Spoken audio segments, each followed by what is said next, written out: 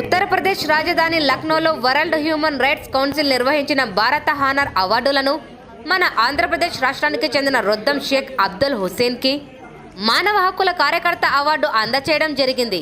ప్రపంచ మానవ హక్కుల మండల కమిటీ ఈ సందర్భంగా వారు మాట్లాడుతూ, రొద్దం షేక్ అబ్దుల్ హుస్సేన్ సమాజ సేవకులుగా సమాజంలో జరుగుతున్న అన్యాయాలను ప్రశ్నిస్తూ సామాజిక దృక్పథాన్ని పెంపొందించే కార్యక్రమాలను నిత్యం పర్యవేక్షిస్తున్నారని అన్నారు.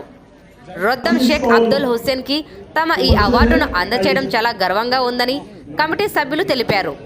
ప్రపంచ మానవ హక్కుల దినోత్సవం సందర్భంగా Roddam Shaik Abdul Hussain youth cell national vice president మానవ హక్కుల కార్యకర్త అవార్డు లక్నోలో తీసుకున్నారు.